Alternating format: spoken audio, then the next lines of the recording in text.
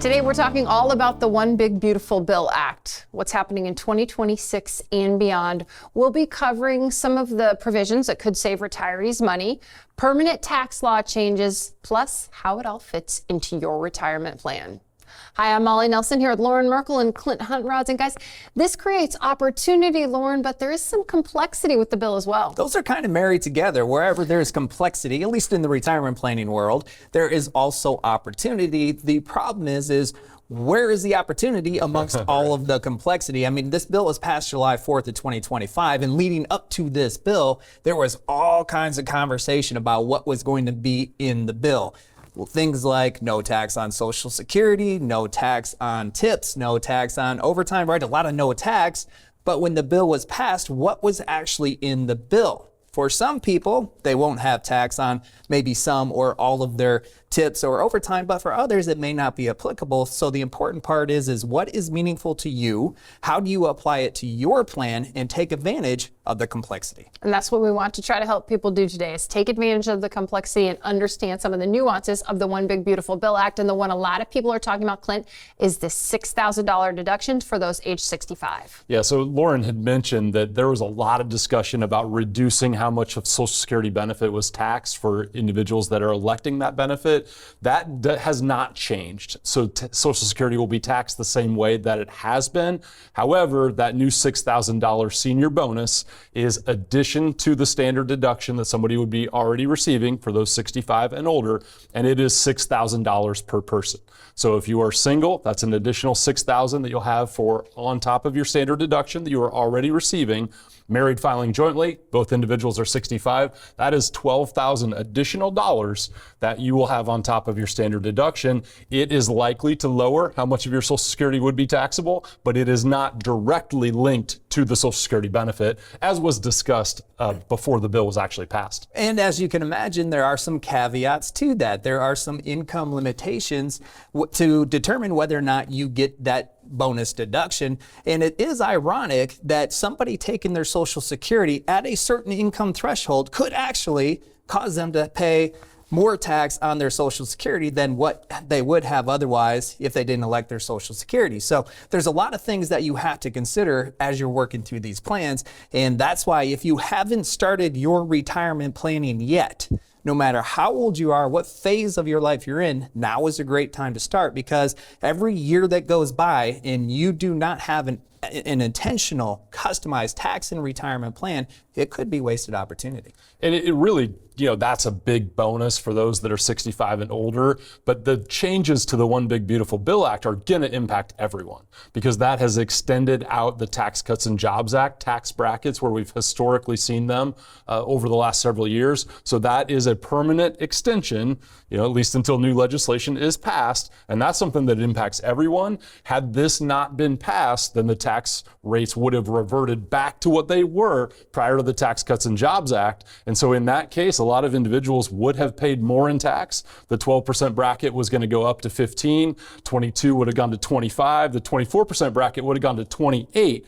That is not going to happen as a result of the One Big Beautiful Bill Act. They have extended the brackets that we've seen the last several years through the Tax Cuts and Jobs Act legislation that was set to sunset at the end of 25, but now that is extended out, and we will see those current brackets for many more years. Okay, so as soon as this legislation was even being talked about, before it was passed, I know you were talking to the other retirement planners, the entire team, about proactive communication. And I think the day this passed, maybe the day after, we started reaching out to families by email and talking to them about it. And this is something we've even worked into our educational workshops. Yeah, we make this a habit. When any big legislative changes take place, we need to be proactively communicating. And with a bill of this magnitude, with so many changes, so many opportunities for good things, so many opportunities for unintended consequences, we have to reach out to people to let them know how this applies, which is also why in our educational workshops, we talk specifically about the nuances of this bill. What ifs? What if this happens? What if that happens? What should you be paying attention to? What are some of the traps that you can fall into, just to keep this top of mind for most people, because you are in a phase of your life where you get one shot to get it right. If you are retired or you're looking to be retired and you fall into too many of these traps, it can seriously disrupt your retirement dreams. So you have to make sure that something of this magnitude is really taken into consideration with your plan. And one of the biggest things that we're hearing from feedback in those educational workshops is that not many people are talking to the individuals that are mapping out their retirement plan. Their advisors aren't always talking about some of these things. It can be complex. Not every advisor out there is going to help families with comprehensive and proactive tax planning the way that we help families with. And so in these educational workshops, many individuals are saying, no one's ever talked to me about this. I haven't heard this. And so we're able to walk through some of the changes with the One Big Beautiful Bill Act and what that means to their plan. The one that's getting the most attention is definitely that bonus, the senior bonus of the $6,000, but also the caveat that depends on what your taxable income, or depends on what your gross income is as to how much of that $6,000 you might receive. So that's something that families are really interested in learning more about, is if you go above that $75,000 and you're filing single, then you will start to reduce down that $6,000. You won't receive that full amount. That is completely gone for an individual. If you're filing and your adjusted gross income is up above $175,000, then that $6,000 is gone entirely. For a married filing jointly family, that starts to phase out at $150,000, and it is completely gone by $250,000. So families are really interested in the senior bonus deduction that's getting added on for the next several years, but they're also really interested to know specifically in their situation, are they going to get the full $6,000 or are they going to get $2,000 or $4,000? And those are things that we're having a lot of conversations with families about. And I think when people attend the workshops, they quickly find out this isn't about whether you support the bill or you don't support the bill or the administration. That has nothing to do with it. It is the law and it impacts you. And that's what people need to know. And I think Clint, he does a real specific example in those educational workshops where people can see how it impacts them. Yeah, it's really one thing to say, here's some of the rules and nuances of the plan or of the bill, but it's another thing for you to actually see this through the lens of a hypothetical individual, which is what we are really good at in that educational workshop, to show you here's this person's situation or this couple's situation, here's what they're doing, here's how it impacts them, and then you can take a look at your situation and help apply those laws to your situation. I mean, the name of this bill is One Big Beautiful Bill. The one thing that is certain, it is a big bill. The beautiful part, that's up for interpretation. That's up for interpretation, but it is a big bill and it will have a big impact on your overall retirement. So now it's up to you to determine how is this going to impact you in a positive way. We promise to continue talking about some of the impacts to retirement. Plus, we've got an example that we're going to share right in this show coming up. Welcome back to Retiring Today. I'm Molly Nelson with Lauren Merkel and Clint Hunt-Rods. They're both certified financial fiduciaries. Lauren is a certified financial planner and Clint has a PhD. We're talking all about the One Big Beautiful Bill Act. We want to make sure people understand the nuances of the bill and how it could impact them. So let's go through some of the changes that people need to know about. Next up on our list here, Lauren, no tax on tips and overtime. No tax on tips and overtime. This was one of the big highlights that was coming up into this bill. So what does it really mean? There's two separate laws as associated with this. First, no tax on tips. You have the ability to deduct up to $25,000 of your tips, of your tip income, if your income is below $150,000 for single individuals. In excess of $150,000, it starts to phase out the amount you can deduct, and that number is $300,000 for married couples. Now, for overtime, there's two different numbers. For single individuals, it's $12,500 of overtime that you're eligible to deduct. For married couples, it is $25,000 of overtime income that you can deduct, with the same phase outs of single being starting at $150,000, married couples starting at $300,000 is when that deduction starts to phase out. Now, an important caveat with this is if you get tips and you have overtime, there is no double dipping, which means you cannot deduct for the tips and deduct for the overtime with that same income. So you do have to be careful with what you're claiming. Another important caveat is for the tips. Let's say that you receive $10,000 in tips, so you get to deduct that. You still have to claim the tips. You still have to file to receive that deduction and make it legal. So there are some nuances to this. You want to be careful. Make sure you talk to a qualified tax consultant, a CPA, as you're filing your taxes. And is that one of those temporary ones? Because next up on my list is temporary car loan interest. Some of these things are temporary, some are more long-term. What about that one? Yes, that's correct. Those, okay, let's go into temporary car loan interest deduction. Yeah, so if you purchase a new car, then you are able to deduct up to $10,000 on the interest that you pay on the car loan. The car has to be assembled, final assembly in American, has to be American made, and that is something that will be present over these next several years as well. So it does have that 2028 and beyond. We don't know what it starts to look like come 2029, but that's something that's present these next several years. If you're purchasing a new car and if you want to finance that, you may have the ability to deduct up to $10,000. That could make sense in your situation. Sometimes people don't necessarily want to have a car loan, so there's pros and cons of that particular aspect of the One Big Beautiful Bill Act. Yeah, especially those heading into retirement sometimes don't want to take on that car loan. Let's talk next about mortgage interest. Mortgage interest, and this one is also confusing. No surprise there, because there's a grandfather's clause to this mortgage interest. So let's just go with 2017 and beyond.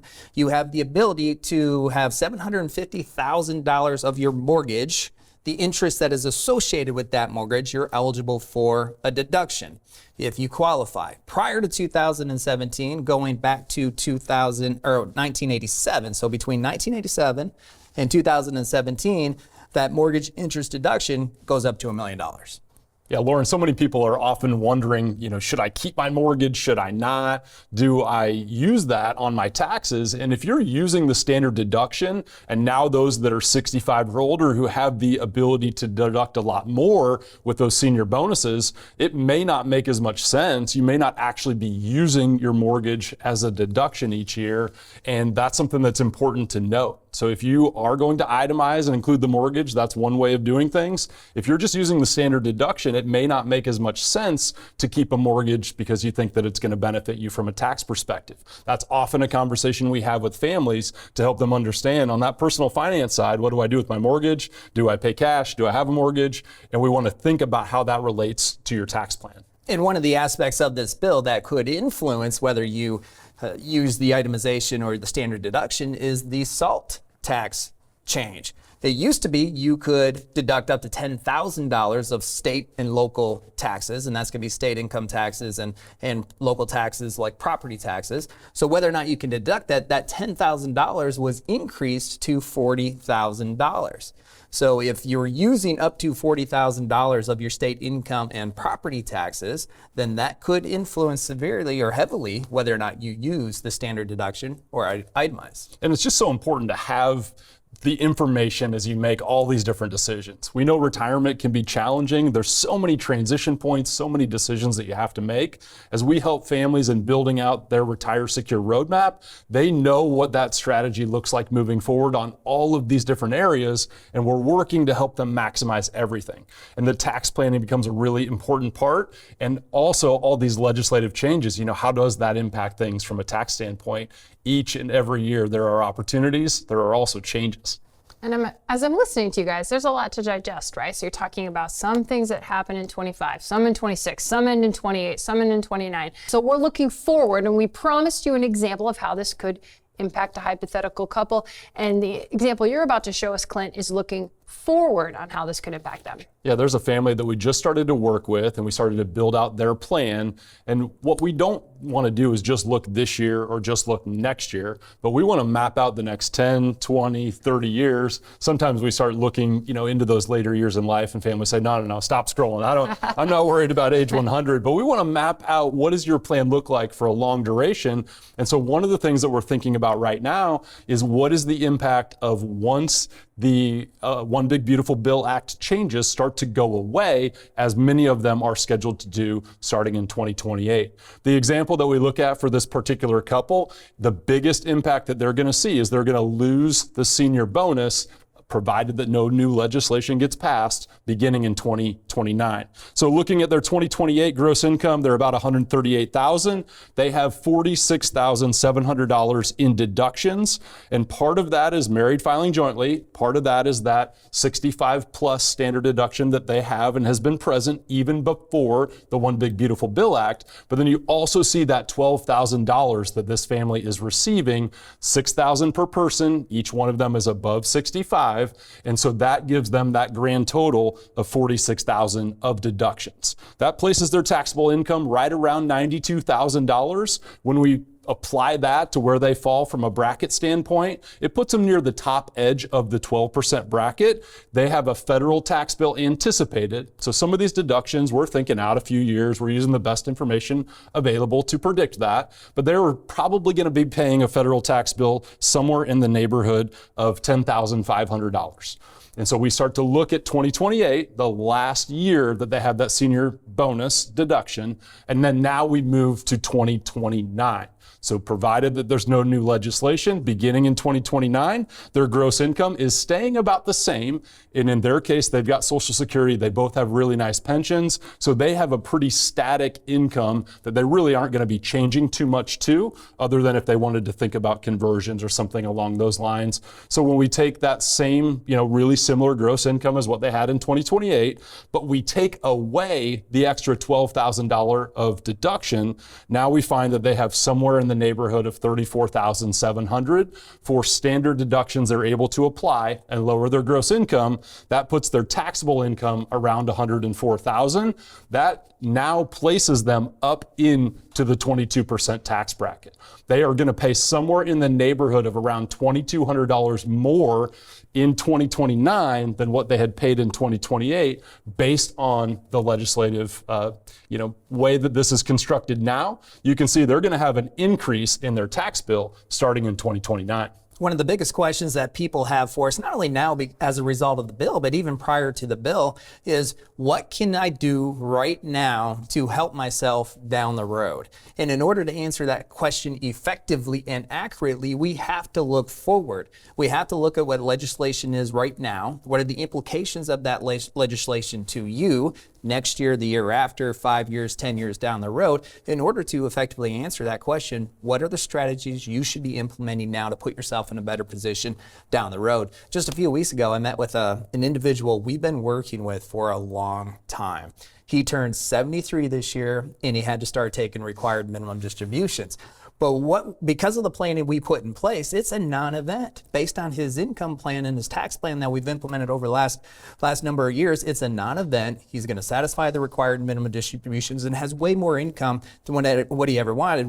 His remark to me was, Lauren, 10 years ago, when you were talking to me about planning for these RMDs, I thought you were crazy. I wasn't worried about 10 years down the road, but because he trusted in the planning process, the plan was put in place, and now 10 years later, the RMDs are a non-event, which is a fantastic place to be, but only possible by looking forward and then planning today. And we also want to predict what could happen. And we can't do that, but we know some of the things that were included in the legislative proposals over the last few years that maybe didn't make it into the One Big Beautiful Bill Act, but we're keeping track of those and we're thinking about what could that impact be?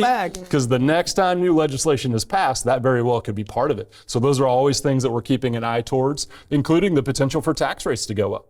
So what if at some point they go up? Well, every dollar that's been saved in a pre-tax account is subject for you won't be able to get as much as you can out of that because the government's going to take a little bit of a larger share of that. So we want to plan for all those different contingencies and some of those things that could be down the road. And that's not just looking this year or next year. It could be out 5, 10, 15 years down the road to see the really big impact of the long-term planning. Yeah, so a lot of the strategies that we talked about today, or implications of the bill, we were talking about 60 plus, really within that 65-year time frame. But if you're 55, if you're 57, if you're 59, and you're like, I don't have to start planning for retirement until I want to retire 5 years from now, don't wait that long, because there's strategies that you could put in place today to put yourself in a better position, just like the gentleman that I talked about earlier. Yeah, because just like you illustrated that for a couple who we share their name, we don't share any identifying information, but what you just showed is what you did in a visit for a couple to show them how this impacts them.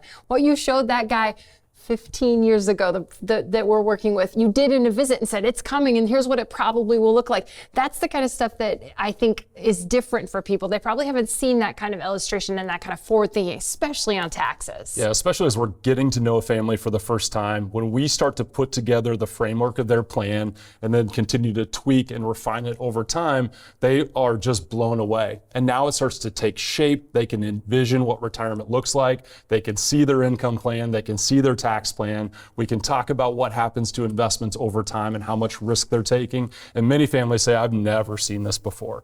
Whether you've got 401ks or you're just working with an investment advisor, they tend to not do the comprehensive planning that we do. And when we build that plan out and you can see it for yourself, that gives families a lot of confidence as they're heading into retirement that they know they're on a Retire Secure roadmap that's going to help them maximize everything. Whether it's Secure Act 2.0, One Big Beautiful Bill, government shutdowns, we know that what happens in Washington impacts retirements, and we're watching that for the families and individuals we serve. And it's going to be constantly changing, so you need to stay on top of it and incorporate those changes into your plan to make sure you can have the retirement that you want. You can start a conversation about your retirement plan during a Retire Ready call. Go to retirereadycall.com right now. It's pretty easy to do. There's a calendar there. Choose a time, a date that works for you, and then you have a call scheduled with a retirement planner. It's a complimentary call. It's pretty low key, and it's a great way to get started planning for retirement. This is Retiring Today, and we thank you for watching. If you like this video, click here for more great content. Don't forget to subscribe to be connected with others just like you who are looking for engaging and entertaining retirement strategies.